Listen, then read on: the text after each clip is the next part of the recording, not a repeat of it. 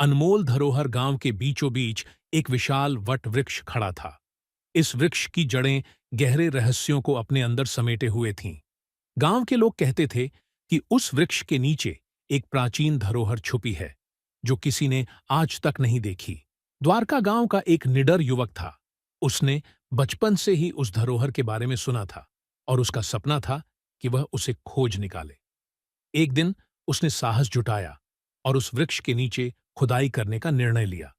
उसने खुदाई शुरू की और जैसे ही फावड़ा जमीन में घुसाया, उसे एक धातु की टकराने की आवाज सुनाई दी। वहां एक प्राचीन संदूक था, जो शायद सदियों से वहां दफन था।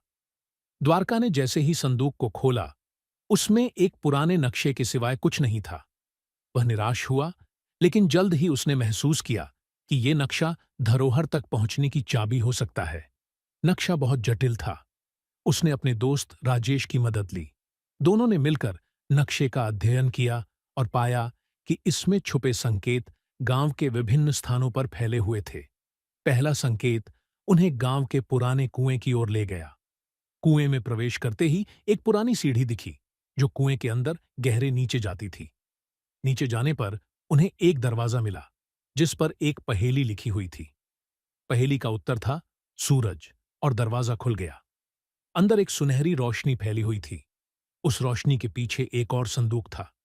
संदूक खोलते ही उसमें से एक पत्र निकला, जिसमें लिखा था, सच्ची धरोहर वही है जो तुम्हें गांव के लिए कुछ करने पर मिलेगी। द्वारका और राजेश समझ गए कि यह सिर्फ एक धरोहर की खोज नहीं, बल्कि गांव के लिए कुछ बड़ा करने का संदेश था। दोनों ने मिलकर गांव में शिक्षा और स्वास्थ्य सेवाओं को सुधारने का बीड़ा उठाया। उन्होंने गांव के बच्चों के लिए एक स्कूल खोला और एक स्वास्थ्य केंद्र स्थापित किया। उनके इस प्रयास से गांव में खुशहाली आ गई। कहानी का अंत इस संदेश के साथ होता है कि सच्ची धरोहर किसी वस्तु में नहीं, बल्कि उन कार्यों में होती है जो हम समाज के लिए करते हैं।